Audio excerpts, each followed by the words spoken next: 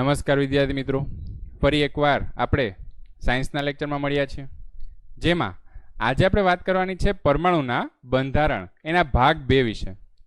અગાઉ આપણે અલગ અલગ વૈજ્ઞાનિકો દ્વારા જે પરમાણુના મોડેલ રજૂ કરવામાં આવ્યા એના વિશે ચર્ચા કરી હતી. પછી તો કે અલગ અલગ કણોની જેમ જેમ શોધ થતી ગઈ, સૌપ્રથમ પહેલાં ઇલેક્ટ્રોનની શોધ થઈ હતી, ત્યારબાદ પ્રોટોન જેને આપણે P+ તરીકે દર્શાવીએ છીએ, અને અંતે ચેડવિક નામના વૈજ્ઞાનિકે આ ન્યુટ્રોન જે છે આ ન્યુટ્રોનની શોધ કરેલી હતી. ત્યારબાદ આપણે એક તારણ એવું મેળવ્યું કે જે પરમાણુનું કેન્દ્ર છે કે જેને ન્યુક્લિયોન તરીકે ઓળખવામાં આવે છે, આ કેન્દ્રમાં પ્રોટોન અને ન્યુટ્રોનનો સમાવેશ થાય છે, જ્યારે ઇલેક્ટ્રોન જે છે એ તેની બાહ્યતમ કક્ષામાં પરિભ્રમણ કરે છે. આવું આપણે તારણ મેળવેલું છે. એના માટે આપણે રુથરફોર્ડ છે, બોહર છે, આવા અલગ અલગ વૈજ્ઞાનિકોના જે મોડેલ છે એના વિશે પણ ચર્ચા કરી. તો આ લેક્ચરમાં આપણે જે વાત કરવાની છે એ છે કે ઇલેક્ટ્રોનની ગોઠવણી જે છે એ કેવી રીતે થાય છે. આપણે એક તો તારણ મેળવી લીધું કે ઇલેક્ટ્રોન જે છે એ માત્ર ને માત્ર એક જ કક્ષામાં હોય એવું શક્ય નથી. તો આ ઇલેક્ટ્રોન જે છે એ અલગ અલગ કક્ષામાં હશે, પણ અલગ અલગ કક્ષામાં ઇલેક્ટ્રોન જે છે એ કેવી રીતે ગોઠવાયેલ છે એના વિશેની ચર્ચા કરવાની છે. સાથે સાથે આપણે પરમાણુ ક્રમાંક, પરમાણુ ભારાંક, આવા અલગ અલગ શબ્દો જે છે એના વિશેની પણ ચર્ચા કરવાની છે. શરૂઆત કરીએ કે વિવિધ કક્ષાઓમાં ઇલેક્ટ્રોન જે છે એ કેવી રીતે ગોઠવાયેલા હશે. તો એના માટે આપણે જે બોહર નામના વૈજ્ઞાનિકે આપણને એક સૂચવેલું છે કે કેવી રીતે કક્ષામાં એ ઇલેક્ટ્રોન ગોઠવાયેલા હોય, એના આધારે આપણે યાદ રાખવાનું છે. જુદા જુદા ઉર્જા સ્તરોમાં અથવા તો જેને આપણે કોષો તરીકે ઓળખીએ છીએ, આ કોષોમાં ઇલેક્ટ્રોન જે છે એને અલગ અલગ રીતે ગોઠવવામાં આવે. જેમ કે અહીંયા આપણે એક સૂત્ર યાદ રાખવાનું છે, 2n². આ 2n² એટલે એનો મતલબ શું? n બરાબર શું લેવાનું છે આપણે? 1, 2, 3, 4. આ બધી શું દર્શાવે છે? આપણને કક્ષા દર્શાવે છે. હવે અહીંયા આપણે ધારો કે 1 ને ગણતરીમાં લઈએ તો શું આવશે? 2 × 1² એટલે શું થઈ જશે? 2 થઈ જશે. 1² 1. તો પહેલી કક્ષામાં કેટલા ઇલેક્ટ્રોન સમાઈ શકે? 2 ઇલેક્ટ્રોન સમાઈ શકે. બીજી કક્ષાની જો વાત કરીએ તો 2 × 2² એટલે થઈ જશે 2² 4, અને 4 × 2 એટલે થઈ જશે 8. તો બીજી કક્ષામાં 8 ઇલેક્ટ્રોન સમાઈ શકે. એવી રીતના આપણે ઉર્જા સ્તર છે એ ઉર્જા સ્તરનો ક્રમ નક્કી કરી શકીએ છીએ. તો આ રીતે જુદી જુદી કક્ષામાં કેટલા મહત્તમ ઇલેક્ટ્રોન સમાઈ શકે એની આપણને અહીંયા ગણતરી દર્શાવેલી છે. અહીંયા આપણે K, L, M, N એવી કક્ષાના નામ આપેલા હતા. તો K કક્ષાની જો વાત કરીએ તો 2 × 1² એટલે થઈ જશે 2. બીજી તો કે L કક્ષાની જો વાત કરીએ તો એમાં શું આવશે? 2 × 2² એટલે થઈ જશે 8. ત્રીજી કક્ષાની જો વાત કરીએ તો એને M કક્ષા અથવા તો M કોષ જે છે એ આપણે કીધેલું છે. તો એમાં 2 × 3² થઈ જશે 9 × 2 એટલે થઈ જશે 18. અને ચોથી કક્ષા જેને આપણે N કક્ષા કીધેલું છે એમાં 2 × 4² એટલે થઈ જશે 32. તો આવી રીતે અલગ અલગ સ્તરમાં ઇલેક્ટ્રોનની ગોઠવણી થાય છે. પણ આપણે બીજી રીતે કેમ યાદ રાખવાનું છે કે એનો આપણે નંબર યાદ રાખવાનો છે. અહીંયા આપણે 2 તો કીધું પહેલી કક્ષામાં, બીજી કક્ષામાં 8, ત્રીજી કક્ષામાં ફરી પાછું 8, ચોથી કક્ષામાં અહીંયા 18 કીધેલું છે તો 18, 18 અને 32. આવી રીતે ઇલેક્ટ્રોન જે છે એની ગોઠવણી થતી હોય છે. પણ આપણે ખાલી અહીંયા 2, 8 અને 8 ત્યાં સુધીના તત્વો જે છે એના વિશેની જ ચર્ચા કરશું. તો એમાં આપણે અહીંયા જે બોહરનું પરમાણુ મોડેલ છે એ જ પ્રમાણે આપણે જો આગળ વધીએ તો સૌથી બહારની કક્ષામાં અહીંયા આપણી ગણતરી પ્રમાણે મહત્તમ કેટલા હતા? તો કે પહેલાં આપણે 2ની વાત કરી હતી, પછી કેટલા હતા? 8 હતા કે નહીં? તો મહત્તમ કેટલા ઇલેક્ટ્રોન સમાવી શકે? તો કે 8 ઇલેક્ટ્રોન સમાવી શકે.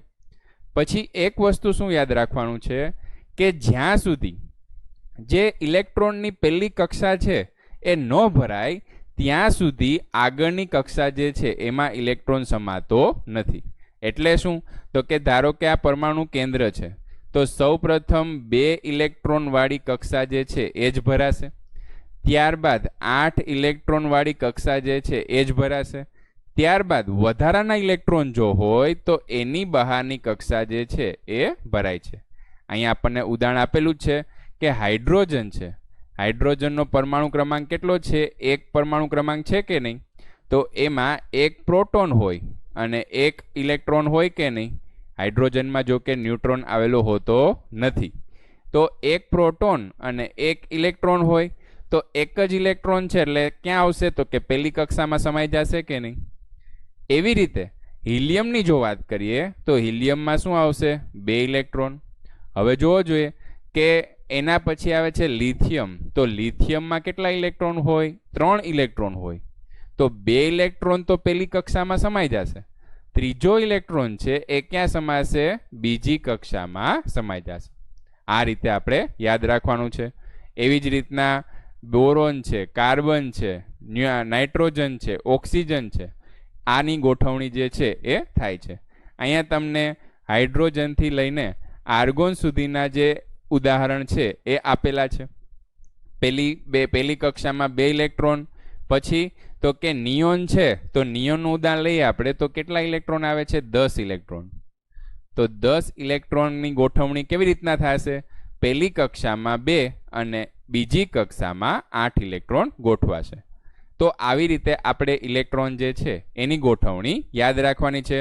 કેવી રીતે નંબર યાદ રાખવાનો છે? 2, 8, 8, 18, 18, 32. આ રીતે આપણે એનો નંબર યાદ રાખવાનો છે. હવે વાત કરીએ આપણે સંયોજકતાની. દરેકે દરેક તત્વ જે છે એ પોતે તટસ્થ થવાનો પ્રયત્ન કરે. આ તટસ્થ થવાનો પ્રયત્ન એટલે શું? એ આપણે સંયોજકતામાં શીખવાનું છે કે અલગ અલગ કક્ષામાં જે ઇલેક્ટ્રોન જે છે એની ગોઠવણી થાય એના વિશે આપણે ચર્ચા કરી. અને અહીંયા શું કીધું છે? પરમાણુ જે છે એ પરમાણુની સૌથી બહારની કક્ષામાં રહેલા ઇલેક્ટ્રોનની સંખ્યા એ શું દર્શાવે છે? એની સંયોજકતા દર્શાવે છે. એટલે શું? આપણે હમણાં જ ધારો કે એક ઉદાહરણ લઈએ, આપણે વધારાનું ઉદાહરણ લઈ લઈએ. ધારો કે કાર્બનનું ઉદાહરણ લઈ લઈએ. તો કાર્બન જે છે એનો પરમાણુ ક્રમાંક કેટલો છે? 6 છે. તો એની સંયોજકતા કેટલી થાય? તો કે આપણે શું કીધું? તો કે કાર્બનને પહેલાં તો કેવી રીતના ગોઠવવાનું? તો કે એનું કેન્દ્ર એની આજુબાજુમાં પહેલી કક્ષા આવશે. પહેલી કક્ષામાં કેટલા ઇલેક્ટ્રોન સમાય? 2 ઇલેક્ટ્રોન સમાય. અને બીજી કક્ષામાં 8 ઇલેક્ટ્રોન સમાય. પણ આપણી પાસે કેટલા વધ્યા? 6 માંથી 2 ગયા એટલે 4 વધ્યા કે નહીં? તો 4 ઇલેક્ટ્રોન બાહ્યતમ કક્ષામાં સમાય છે. તો 4 ઇલેક્ટ્રોન બાહ્યતમ કક્ષામાં સમાતા હોય તો તેની સંયોજકતા કેટલી થઈ જશે? કાર્બનની સંયોજકતા થઈ જશે 4. એવી જ રીતે આપણે નાઇટ્રોજનની લઈએ તો નાઇટ્રોજનની 5 આવી શકે. પછી ઓક્સિજનની લઈએ તો ઓક્સિજનની 6 આવી શકે. તો આવી રીતે સંયોજકતા જે છે એ નક્કી કરી શકાય છે. અહીંયા બોહરવરી જે છે આને જ આપણને પરમાણુની ગોઠવણી અથવા તો ઇલેક્ટ્રોનની ગોઠવણી વિશેની આપણને યોજના અથવા તો એક સ્કીમ આપેલી છે. એ પ્રમાણે બાહ્યતમ કક્ષામાં વધુમાં વધુ કેટલા ઇલેક્ટ્રોન સમાવી શકાય છે? 8 ઇલેક્ટ્રોન સમાવી શકાય છે, જે આપણે ઉદાહરણ લીધું છે એ પ્રમાણે. અને બાહ્યતમ કક્ષામાં 8 ઇલેક્ટ્રોન જે છે એ જો સંપૂર્ણપણે ભરાઈ જાય એના માટે આપણે કયું ઉદાહરણ યાદ રાખવાનું છે? અહીંયા આપણે અગાઉ જે ચર્ચા કરી એમાં જે નિયોન છે, આ નિયોનની બાહ્યતમ કક્ષામાં કેટલા ઇલેક્ટ્રોન ભરાઈ જાય છે? 8 ઇલેક્ટ્રોન ભરાઈ જાય છે. આર્ગોન છે, તો આર્ગોનની બાહ્યતમ કક્ષામાં કેટલા ઇલેક્ટ્રોન ભરાઈ જાય છે? 8 ઇલેક્ટ્રોન ભરાઈ જાય છે. તો એણે એવું કીધું છે કે 8 ઇલેક્ટ્રોનથી સંપૂર્ણપણે જો ભરાઈ જાય તો તેની રાસાયણિક સક્રિયતા જે છે એ કેવી હશે? સૌથી ઓછી હશે. એટલે આવા તત્વોને નિષ્ક્રિય તત્વો આવી રીતના પણ દર્શાવી શકાય. કેવા તત્વો? નિષ્ક્રિય તત્વો જે છે એના તરીકે દર્શાવી શકાય. બીજા શબ્દોમાં કહીએ તો આવા પરમાણુઓ જે છે એની સંયોજકતાની ક્ષમતા કેવી હોય છે? એકદમ શૂન્ય હોય છે.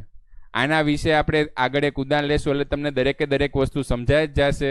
એટલો બધો અઘરો ટોપિક નથી. સંયોજકતા કેવી રીતના મેળવવી, કયા તત્વો છે એ નિષ્ક્રિય છે, કયા તત્વો જે છે એ સૌથી વધારે સક્રિય છે? આવા દરેકે દરેક પ્રશ્નો જે છે એનો જવાબ તમને મળી જશે. અહીંયા વાત કરીએ આપણે કે આ નિષ્ક્રિય તત્વો, મેં તમને કીધું એ પ્રમાણે કે નિષ્ક્રિય તત્વોના ઉદાહરણમાં કયું લઈ શકીએ આપણે? તો કે હિલિયમ લઈ શકીએ. આ હિલિયમ જે છે એની બાહ્યતમ કક્ષામાં કેટલા પરમાણુ છે, કેટલા ઇલેક્ટ્રોન છે? 2 ઇલેક્ટ્રોન છે. અને એ 2 ઇલેક્ટ્રોનથી એની કક્ષા જે છે એ સંપૂર્ણપણે ભરાઈ જાય છે. તો આર્ગોન છે, પછી હિલિયમ છે, નિયોન છે, આ બધા કેવા છે? નિષ્ક્રિય તત્વો આપણે કહી શકીએ. બીજી વાત કરીએ આપણે તો તત્વના જે પરમાણુ છે એની સંયોજવાની ક્ષમતા જે છે એ સમાન પણ હોઈ શકે અથવા તો અલગ અલગ પણ હોઈ શકે. આ નક્કી કેવી રીતના થશે? કયું તત્વ કોની સાથે સંયોજાશે? આ બધી વસ્તુ જે છે એના વિશે જો આપણે ચર્ચા કરીએ, હું તમને એક ઉદાહરણ આપું કે NaCl, આપણે આવી રીતના મીઠું જે છે એને આપણે NaCl તરીકે લખીએ છીએ. તો અહીંયા Na અને Cl આ બે તત્વોમાં કંઈક એવી સંયોજકતાનો કંઈક ફેરફાર અથવા તો સંયોજકતામાં કંઈક વિશેષતા જોવા મળે છે કે જેને લીધે આ સોડિયમ અને ક્લોરિન જે છે એ એકબીજા સાથે ભળી જાય છે. તો એ જ વસ્તુ આપણે અહીંયા સંયોજકતામાં જોવાની છે. જે તત્વ છે એ શું કરે છે તો કે પોતાની બાહ્યતમ કક્ષામાં અષ્ટક બનાવવાનો પ્રયત્ન કરીએ. આ અષ્ટક બનાવવું એટલે શું? તો એના માટે આપણે ઉદાહરણ યાદ રાખવાનું છે કે શું કરવાનું છે?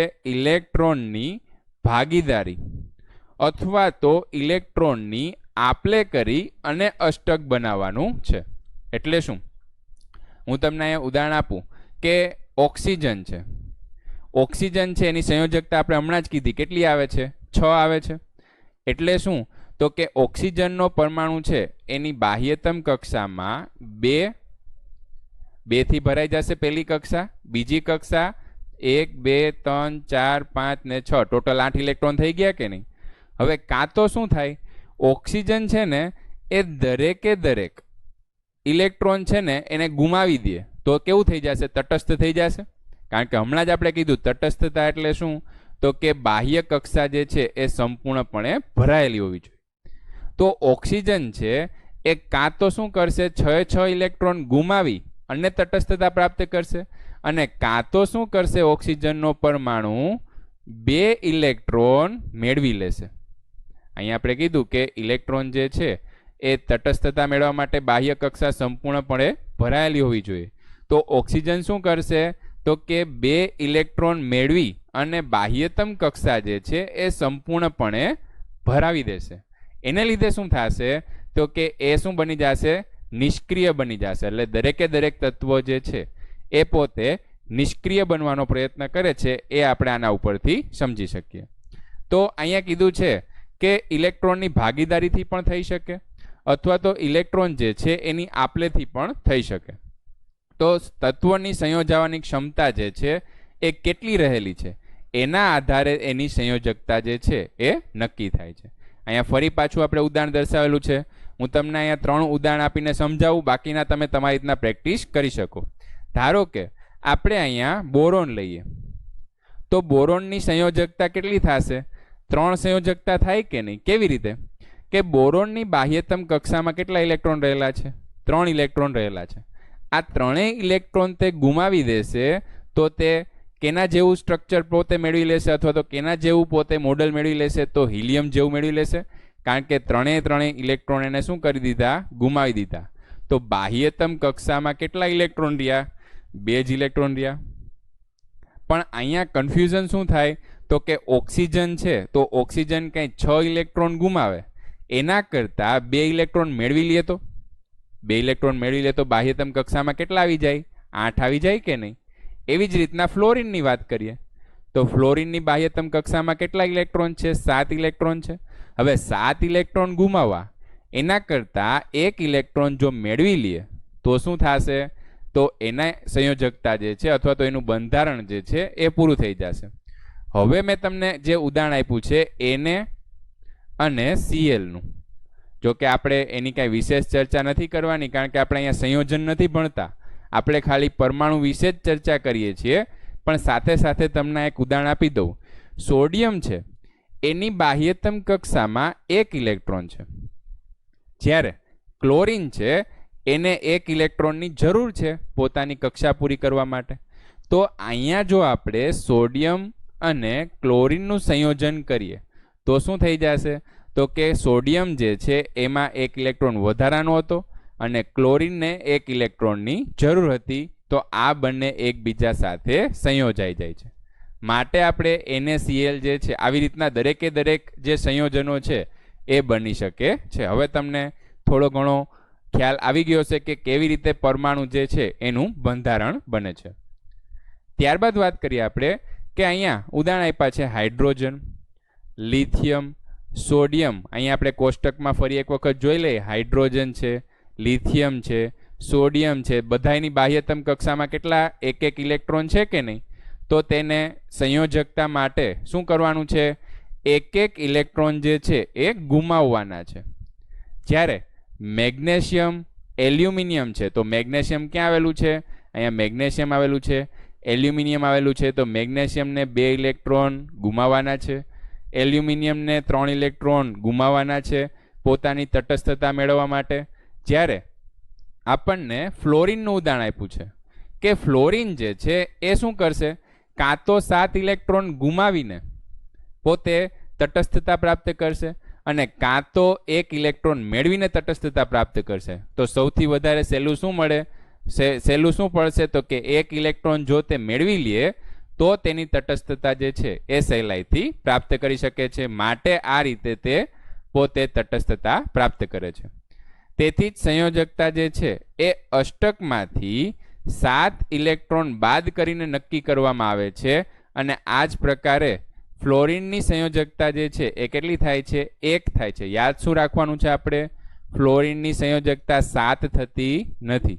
આપણે અગાઉ એવી ચર્ચા કરી કે ઇલેક્ટ્રોન જેટલા ગુમાવે એટલી એની સંયોજકતા થાય. પણ અહીંયા સહેલું શું પડે છે? 1 ઇલેક્ટ્રોન મેળવવો સહેલો પડે છે. માટેની સંયોજકતા કેટલી થઈ જશે? 1 થઈ જશે, 7 થશે નહીં. દરેક તત્વો અહીંયા લખેલું છે કે દરેક તત્વો સંયોજવા માટે નિશ્ચિત ક્ષમતા ધરાવે છે. એને જ શું કહેવાય છે? એની સંયોજકતા. હવે આપણે વાત કરીએ પરમાણુય ક્રમાંક અથવા તો પરમાણુ ક્રમાંક.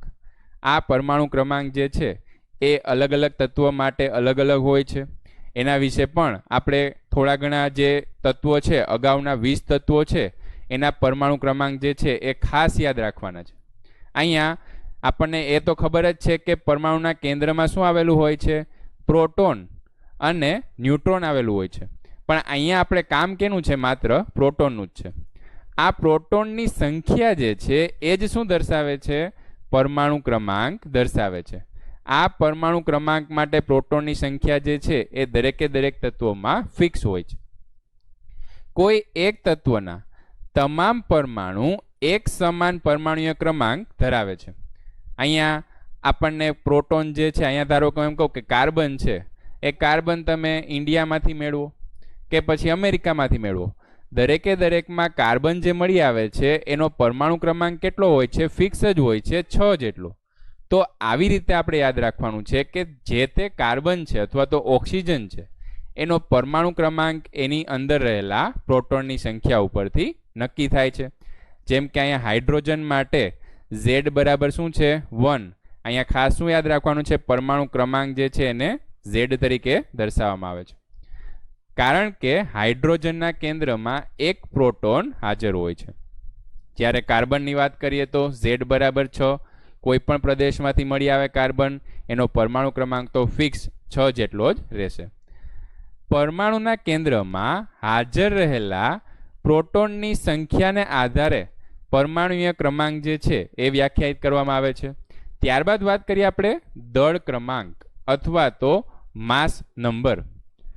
પરમાણુનું દળ કેટલું હશે એ કેના આધારે નક્કી થશે? તો કે પ્રોટોન અને ન્યુટ્રોનને આધારે આ પરમાણુનું દળ જે છે એ નક્કી થાય છે. કારણ કે આપણે અગાઉ ચર્ચા કરી કે ન્યુક્લિયોન છે એમાં પ્રોટોન અને ન્યુટ્રોન આવેલા છે. આ બંનેના કંઈક દળ હશે, પણ ઇલેક્ટ્રોન જે બાહ્યતમ કક્ષામાં આવેલું છે ને એનું દળ કેવું છે? સાવ નહીવત જેટલું છે. માટે પરમાણુનું દળ જે છે એ કોના આધારે નક્કી થાય છે? પ્રોટોન અને ન્યુટ્રોનના આધારે. જો કે પ્રોટોન અને ન્યુટ્રોન જે છે એના દળ છે આમ જોવા જાય તો થોડા ઘણા અંશે સમાન છે. આ અપરમાણુય કણો જે છે એના પરમાણુના કેન્દ્રમાં આવેલા પ્રોટોન અને ન્યુટ્રોન, જેને શું કહેવાય છે, ન્યુક્લિયોન પણ કહેવાય છે. અહીંયા આપણને એક ઉદાહરણ આપેલું છે કે પરમાણુનું દળ તેનામાં કેન્દ્રિત થયેલા જે પ્રોટોન અને ન્યુટ્રોન છે એના ઉપર આધાર રાખે છે. કેવી રીતે? તો કે કાર્બનનું દળ છે એ કેટલું છે, 12 એટોમિક માસ યુનિટ, 12 AMU જેટલું છે. તો આ કાર્બન છે એમાં કેટલા પ્રોટોન આવેલા હોય છે, 6 પ્રોટોન આવેલા હોય છે, જ્યારે 6 ન્યુટ્રોન આવેલા હોય છે. માટે 6 + 6 એવી રીતના ટોટલ જેનું દળ થઈ જશે એ કેટલું થઈ જશે, 12 એટોમિક માસ યુનિટ જેટલું થઈ જશે. અહીંયા વાત કરી છે આપણને એલ્યુમિનિયમની. તો એલ્યુમિનિયમનું દળ જે છે એ કેટલું છે, 27 AMU જેટલું. એટલે શું? તો કે 13 જે છે એના પ્રોટોનની સંખ્યા થઈ જશે, જ્યારે 14 જે છે એ એના ન્યુટ્રોનની સંખ્યા. અહીંયા આપણે કીધું છે કે સામાન્ય રીતે પ્રોટોન અને ન્યુટ્રોનનું દળ જે છે એ એક સમાન જેટલું જ છે. તો કેવી રીતના ગણતરી થશે, 13U + 14U બરાબર થઈ જશે 27U જેટલું દળ કોનું થઈ જશે, તો કે એલ્યુમિનિયમનું થઈ જશે. અને દળ ક્રમાંક અથવા તો પરમાણુ દળ જે છે એને કેવી રીતના દર્શાવવામાં આવે છે, પરમાણુ દળાંકને A તરીકે દર્શાવવામાં આવે છે. પરમાણુ ક્રમાંકની વાત કરે તો Z, પરમાણુ દળાંકની વાત કરે તો એને કેપિટલ A તરીકે લખવામાં આવે છે. કોઈ પણ પરમાણુને દર્શાવવા માટે તેને પરમાણુ ક્રમાંક અને દળાંકને આધારે દર્શાવવામાં આવે છે. કેવી રીતે? અહીંયા આપણે સાઈડમાં દર્શાવીએ તો કાર્બનનું જો મારે લખવું હોય તો કાર્બન જે છે એનો પરમાણુ ક્રમાંક Z બરાબર કેટલો હતો, 6 હતો, જ્યારે દળાંક A બરાબર કેટલો હતો, 12 હતો. તો કાર્બન જે છે એ કાર્બનની સંજ્ઞા લખવાની પહેલાં, પછી તો કે અહીંયા નીચેના ભાગમાં એનો પરમાણુ ક્રમાંક લખવાનો અને ઉપરના ભાગમાં એનો પરમાણુ દળાંક લખવાનો. એટલે અહીંયા થઈ જશે C, નીચે અહીંયા લખવાનું 6 અને ઉપર લખવાનું 12. એવી રીતે એલ્યુમિનિયમની જો વાત કરું તો એલ્યુમિનિયમ જે છે એનો પરમાણુ ક્રમાંક કેટલો છે, 13 છે કે નહીં? તો 13 પરમાણુ ક્રમાંક નીચે લખવાનો અને દળાંક જે છે એ 27 હોય તો એલ્યુમિનિયમ 1327 આવી રીતે આપણે એને વ્યાખ્યાયિત કરી શકીએ. તો કોઈ પણ તત્વ જે છે એને આવી રીતે લખી શકાય.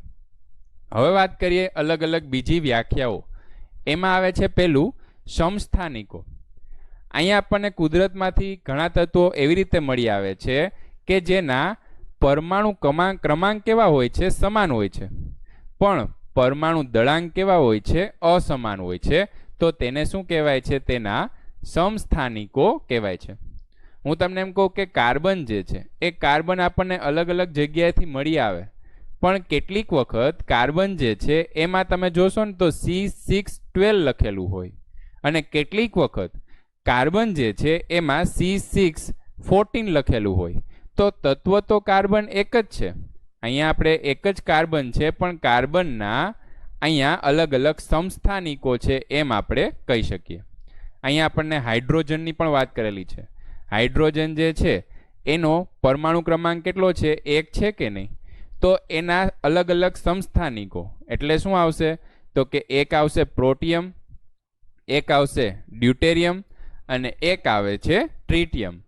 દરેકે દરેકનો પરમાણુ ક્રમાંક કેટલો છે, 1 છે, પણ દરેકે દરેકનો પરમાણુ દળાંક જે છે અથવા તો દળ ક્રમાંક જે છે એ કેટલો છે, 1, 2 અને 3.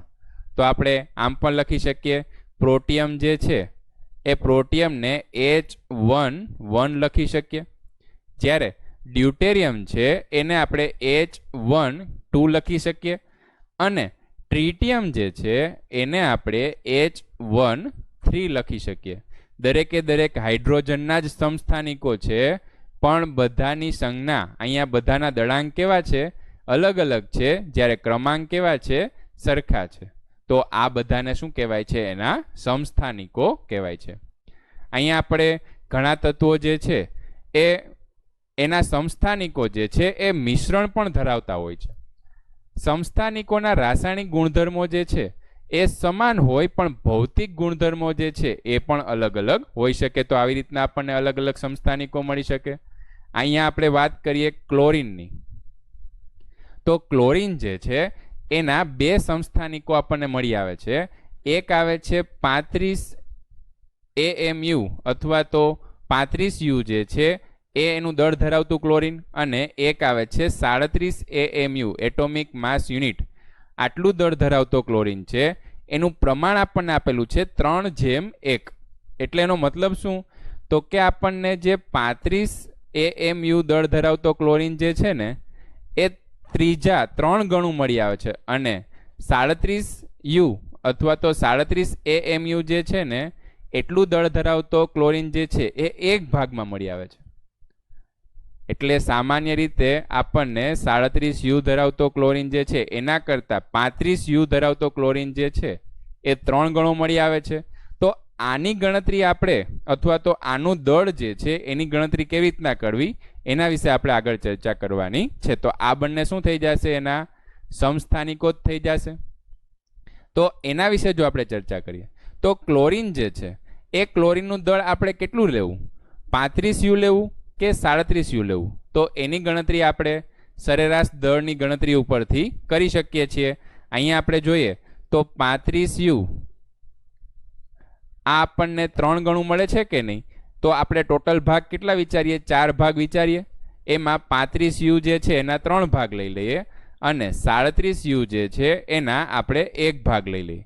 તો અહીંયા આપણે 35 ગુણ્યા 3 કરશું, 37 ગુણ્યા 1 કરશું, તો 35 ગુણ્યા 3 વત્તા 37 ગુણ્યા 1, અને આના છેદમાં આપણે ટોટલ ભાગ કેટલા લીધા છે? 4 લીધા છે. તો આની ગણતરી કરતા આપણને અહીંયા જવાબ કેટલો આવશે? 35.5. તો આપણે ક્લોરીનનું સરેરાશ દળ જે છે એ કેટલું લેવાનું હોય છે? 35.5 AMU આટલું દળ જે છે એ આપણે ક્લોરીનનું લેવાનું હોય છે. તો આ રીતે ક્લોરીન જે છે એના સમસ્થાનિકો જે છે એની આપણે ગણતરી કરી શકીએ. ત્યારબાદ આપણે જે સમસ્થાનિકો છે એના ઉપયોગની જો વાત કરીએ તો તત્વના તમામ સમસ્થાનિકો જે છે એના રાસાયણિક ગુણધર્મો કેવા હોય છે? સમાન હોય છે. તેથી આપણે સમસ્થાનિકોના મિશ્રણ સાથે કોઈ પણ લેવા દેવા નથી, કારણ કે એના રાસાયણિક ગુણધર્મો કેવા હોય છે? સમાન હોય છે. એટલે અહીંયા આપણને કેટલાક વિશેષ ઉપયોગ સમસ્થાનિકોના કીધા છે. એમાં શું આવે છે? તો કે યુરેનિયમનું જે સમસ્થાનિક છે ને એ ક્યાં વપરાય છે? પરમાણુ ભઠ્ઠીમાં વપરાય છે. આમ તો તમે જોવા જાઓ તો યુરેનિયમ જે છે એકદમ સક્રિય એવો પરમાણુ ધરાવે છે. અહીંયા આપણે પરમાણુ બોમ્બ બનાવવા માટે પણ યુરેનિયમનો ઉપયોગ થાય છે, અને જો એનો વ્યવસ્થિત રીતે ઉપયોગ ન કરવામાં આવે તો કેટલા બધા લોકો જે છે એનું મૃત્યુ પણ થાય છે. પણ આ યુરેનિયમ જે છે એ આપણને એટોમિક એનર્જી, પરમાણુય ઉર્જા જે છે એ મેળવવા માટે ખૂબ જ વધારે પડતો એનો ઉપયોગ થાય છે.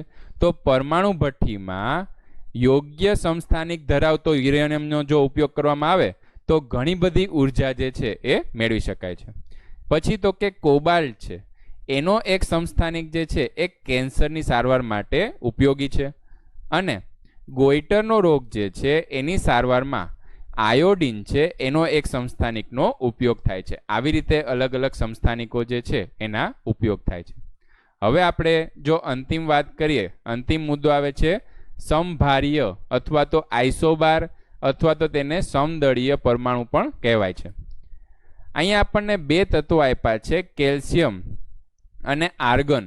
કેલ્શિયમ જે છે એનો પરમાણુ ક્રમાંક કેટલો છે? 18 છે. જ્યારે આર્ગોન જે છે, કેલ્શિયમનો પરમાણુ ક્રમાંક જે છે એ કેટલો છે? 20 છે. જ્યારે આર્ગોનનો પરમાણુ ક્રમાંક જે છે એ કેટલો છે? 18 છે. તો અહીંયા આપણને કીધું છે કે બંનેમાં ઇલેક્ટ્રોનની સંખ્યા કેટલી છે? જુદી જુદી છે, પરંતુ બંનેનો દળ ક્રમાંક કેટલો છે? સમાન છે. જો અહીંયા આપણે દળ ક્રમાંક એટલે કેવી રીતના લખી શકાય? તો કે કેલ્શિયમ જે છે એને આપણે 20 અને 40 લખીએ છીએ, એટલે કે એનો પરમાણુ ક્રમાંક 20 છે, જ્યારે પરમાણુ દળ કેટલું છે? તો કે 40 છે. જ્યારે આપણે વાત કરીએ આર્ગોનની, તો આર્ગોનને આપણે કેવી રીતના લખીએ છીએ તો કે 18 અને 40 એટલે કે આર્ગોનનો પરમાણુ ક્રમાંક 18 છે જ્યારે પરમાણુ દળાંક કેટલો છે 40. તો બે અલગ અલગ તત્વ હોવા છતાં પણ બંનેના દળ કેવા છે સમાન છે, માટે એને સમદળીય અથવા તો આઇસોબાર તરીકે ઓળખવામાં આવે છે. આમ આ બંને તત્વોના પરમાણુઓમાં ન્યુક્લિયસની કુલ સંખ્યા કેટલી છે સમાન છે. જુદા જુદા તત્વોના પરમાણુ કે જે પરમાણુય ક્રમાંક અસમાન હોય પરંતુ દળ ક્રમાંક સમાન હોય તો તેને શું કહેવાય છે સમદળીય અથવા તો આઇસોબાર કહેવામાં આવે છે. એટલે કે પ્રોટોનની સંખ્યા જે છે એ વધારે કે ઓછી હોઈ શકે, પણ પ્રોટોન અને ન્યુટ્રોનનો સરવાળો શું યાદ રાખવાનું છે, પ્રોટોન અને ન્યુટ્રોનનો સરવાળો જે છે એ કેવો હોવો જોઈએ, સમાન હોવો જોઈએ.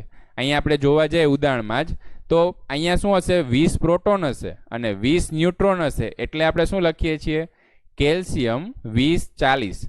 જ્યારે આર્ગોનની વાત કરીએ તો પ્રોટોન કેટલા હશે 18 અને ન્યુટ્રોન કેટલા હશે તો એ ન્યુટ્રોન હશે 22. તો બંનેનો સરવાળો કરીએ તો કેટલા થશે 40 થશે, માટે આપણે લખીએ છીએ આર્ગોન 18-40. તો આને શું કહેવાય છે સમભારીય અથવા તો આઇસોબાર કહેવામાં આવે છે. તો હાલ આપણે આટલું રાખીએ છીએ, મળીએ આપણે નેક્સ્ટ લેક્ચરમાં. આભાર.